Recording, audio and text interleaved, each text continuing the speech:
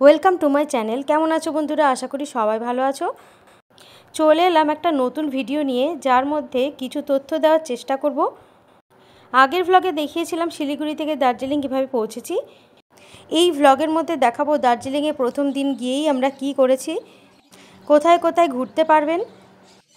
দার্জিলিং চা বাগানের পাশে কি আদৌ দার্জিলিংয়ের চা বিক্রি হয়? যেহেতু সকাল সকাল পৌঁছে গেছিলাম দার্জিলিং, সেই দিনটাকে আর নষ্ট না করে বেরিয়ে পড়েছিলাম জুয়ের উদ্দেশ্যে। আর সেখানে গিয়ে দেখলাম অন্যান্য চিড়িয়াখানায় যেরকম জীব জন্তু থাকে এখানেও অনেকটাই একই রকম ছিল। জুতে দেখলাম চিতাবাঘের বাচ্চা, বিভিন্ন ধরনের মাকাও পাখি, আর রয়েছে বিভিন্ন ধরনের অ্যানিমেলস। তো অবশ্যই জু যেহেতু অ্যানিমেলস তো থাকবেই। জুয়ের একটা প্রান্তে ওপরের দিকে একটা দার্জিলিং জু বলে লেখাটার সামনে সবাই দাঁড়িয়ে ফটো তুলছিল। তো দূর থেকে একটু ভিডিওটাই করেছি, আলাদা করে ফটো তুলিনি। আলাদা কিছু দেখছি না, যেগুলো আমরা অন্যান্য জুতে থাকে ওরকমই কিছু কমন অ্যানিমেলস। কিন্তু এই যে পাহাড়ি এলাকার মধ্যে এত সুন্দর গাছপালা, আকাশ, এর আলাদাই সৌন্দর্য, যেটা শুধু এই জায়গাতে আসলেই আপনারা অনুভব করতে পারবেন। এই যে এই দেখো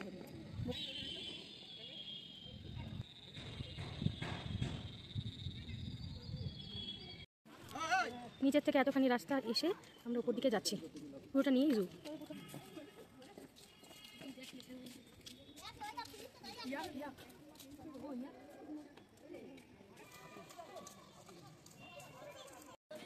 এই উপরে আছে মিউজিয়াম, আর ঠিক এইখানে রয়েছে একটা রেস্টুরেন্ট। তো চলতে চলতে যদি খিদে পেয়ে যায় আপনারা এই রেস্টুরেন্টে কিছু খেতে পারেন। জুয়ের ভিতরে রেস্টুরেন্ট এটা, জানলা দিয়ে কত সুন্দর প্রাকৃতিক দৃশ্য দেখা যাচ্ছে।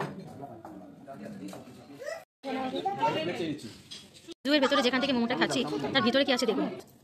এই দেখুন, এটার ভিতরে এর ভিতরে কিছুই নেই, বাঁধাকপি ছাড়া, সামান্য একটু বাঁধাকপি আর একটুখানি পেঁয়াজ, কিচ্ছু নেই, একদম প্লেন। চিকেন মোমোতে একদম প্লেন চিকেন, আর কিছু নেই। দার্জিলিংয়ের মোমো আমাদের এখানকার থেকে একটু তো আলাদা, কিন্তু একদমই প্লেন ছিল। খেতে খুব একটা খারাপ ছিল না, কিন্তু একটু দাম বেশি ছিল বলে আমার মনে হয়েছে। অন্যান্য জায়গায় প্লেন ভেজ মোমো 50 থেকে 60 টাকায় বিক্রি হয়, আর চিকেন মোমো 80 টাকায়। আর এখানে চিকেন মোমোটা 120 টাকা আর প্লেন ভেজ মোমো 80 টাকায় বিক্রি করছিল। মিউজিয়ামের ভেতরে প্রবেশ করলাম, কিন্তু ফটো এবং ভিডিও তোলা বারণ, তাই কিছুই নিতে পারলাম না। অগত্যা বাইরে চলে এলাম এবং বাইরে এসেই একটু ভয়ানক কোনো অ্যানিমেলস দেখতে চাইছিলাম, আর তখনই দেখতে পেলাম চিতাবাঘ। চিতাবাঘের অনেকগুলো খাঁচা ছিল, ওখানে ভাল্লুকও কিন্তু ছিল। এখানেই দার্জিলিংয়ের জুয়ের ইতি করছি। এখান থেকে চলে গেছিলাম চা বাগান দেখতে। যে ড্রাইভার দাদা আমাদের ঘোরাচ্ছিলেন তিনি বললেন যে চা বাগানটা আজকেই দেখে নিন, পরের দিনকে মানে নেক্সট সকালবেলা উঠেই আমরা যাব টাইগার হিল দেখতে। সেই জন্য আমরা চা বাগানের উদ্দেশ্যে বেরিয়ে পড়লাম। ছোটোবেলা থেকেই সবাই কিন্তু চা বাগান সম্পর্কে অনেকেই সচেতন, আমরা সিনেমায় চা বাগান দেখে থাকি। তো এই চা বাগান দেখতেই কিন্তু লোকে দূর দূর থেকে চলে যায় দার্জিলিং। নিচে দিকে নামতে একটু সুবিধা হলে উঠতে কিন্তু খুব কষ্ট, তাও মানুষজন তো নামবেই আর উঠবেই, হাঁপিয়ে গেছি।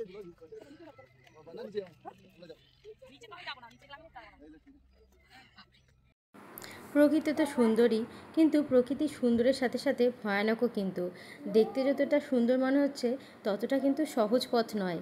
এখানে কত কষ্ট করে মানুষ নিচের দিকে নেমে চা বাগানের এই চাটা তৈরি করেছে। আমরা সাধারণ মানুষ শুধু দেখতেই যাই এবং উপভোগ করতে যাই, চা খেতে যাই।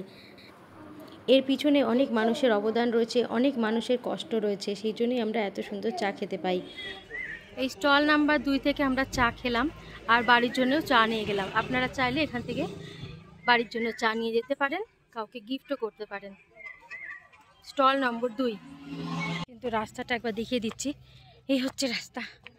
এখান দিয়ে উঠতে তো কষ্ট হলোই, আর নামতেও খুব কষ্ট হচ্ছে, একেবারে হাঁপিয়ে গেছে। কিন্তু ইচ্ছা করছিল অনেকটা নিচে নামতে, কিন্তু খুবই রিস্কে, অনেকে পড়েও যাচ্ছিল, লেগেওছে। সাবধানে নামতে হবে। এই দেখুন অসাধারণ সৌন্দর্য।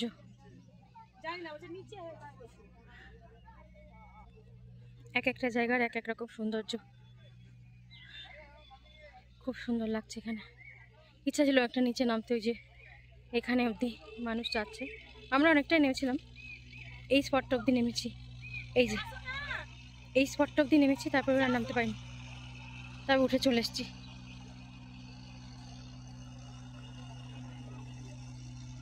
ওখানে কাজ হচ্ছে। এখানে যে চা গাছের পাতাগুলো তৈরি হয় সেগুলো কিন্তু প্রথমে ফ্যাক্টরিতে যায়, তার কি বিভিন্ন বাছাই হয়, বড় থেকে ছোট ছোট করে বিভিন্ন ধরনের পাতা আলাদা আলাদাভাবে লেয়ারিং হয়, তারপরে কিছু পাতা বাইরে চলে যায়, কিছু পাতা আমাদের দেশেই থাকে। এখানে রয়েছে ভাত, দুপুরের খাবারে স্যালাড, খেলাম আলু সেদ্ধ, কাতলা মাছের ঝোল, এখানে একটা তরকারি, ডাল, চাটনি, এখানে কিছু চাটনি আর বেগুন ভাজা, আর রয়েছে পাঁপড়। এই খাবারগুলো খেতে খেতে প্রায় বিকালই হয়ে গেছিলো।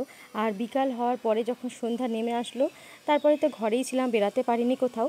আর রাত 9টার সময় একটা পরোটা খেয়ে ঘুমিয়ে পড়েছিলাম। পরের দিন ভোর 4টের সময় টাইগার হিল দেখার কথা ছিল, কিন্তু বেরোতে পারিনি, প্রচণ্ড বৃষ্টি শুরু হয়ে গেছিলো। সেই জন্য আমরা একটু বেলা করে বেরিয়ে পড়লাম মহাকালের উদ্দেশ্যে, মানে মহাকাল মন্দিরে যাওয়ার উদ্দেশ্যে। গুড মর্নিং বন্ধুরা, পরের দিন সকাল সকাল আমরা স্নান করে বেরিয়ে পড়েছি মহাকাল মন্দিরের উদ্দেশ্যে। এই সেই দার্জিলিং ম্যাল, যেখানে এসে লোকজন একত্রিত হয়, ঘোরাফেরা করে, বাচ্চারা খেলাধুলা করে। এই যে মঞ্চ রয়েছে, এখানে হয় অনেক রকম প্রোগ্রাম। পৌঁছে গেছি ম্যাল রোডে।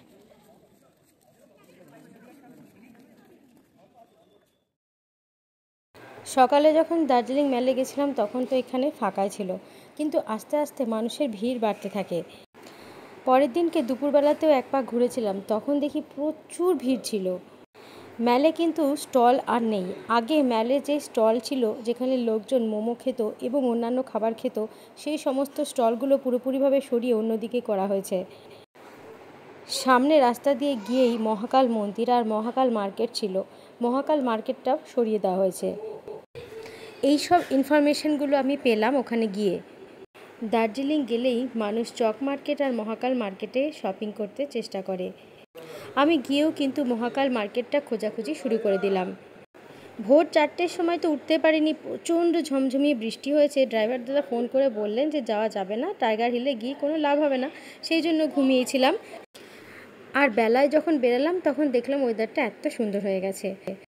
এখানে বড়রা যেরকম জগিং করছে, ছোট বাচ্চারাও কিন্তু জগিং করছিল।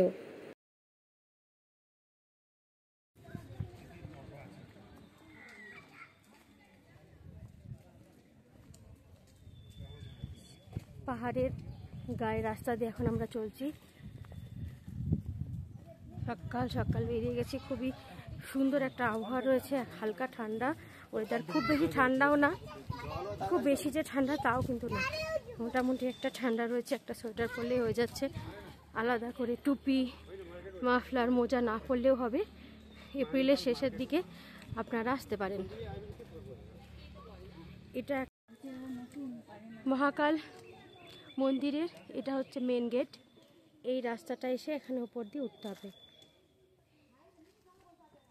দার্জিলিং ম্যালের কাছে এটা, এই দেখুন মহাকাল পূজা কমিউনিটি। চলা যাক।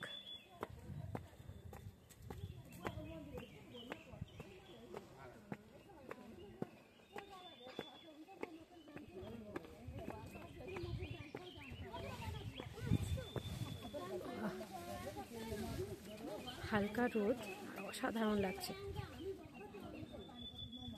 উফ, মানুষ তো এখানে এসে আর যেতেই চায় না, এতটাই সুন্দর জায়গা। এখানে কিছু বিক্রি হচ্ছে, চাবির রিং, ব্রেসলেট, নাইস।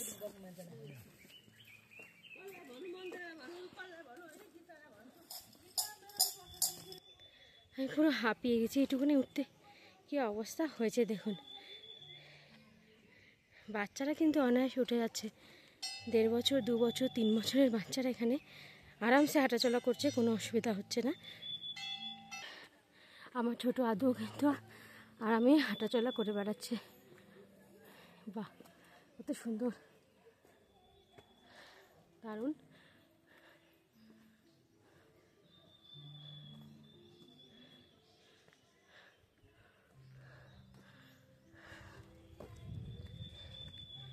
একটু খাড়া টাইপের, নর্মাল খাড়ার থেকে একটু বেশি উঁচু এই জায়গাটা। যেহেতু মন্দির, আর মন্দিরগুলো এরমভাবেই হয়, প্রাইভেট এরিয়া।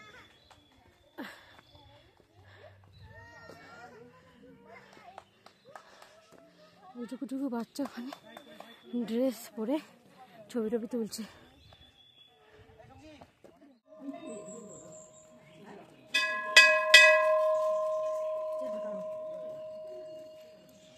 চলে এসেছি মহাকাল মন্দিরে। চলো পুজো দিয়ে বাকি ব্লগটা করছি।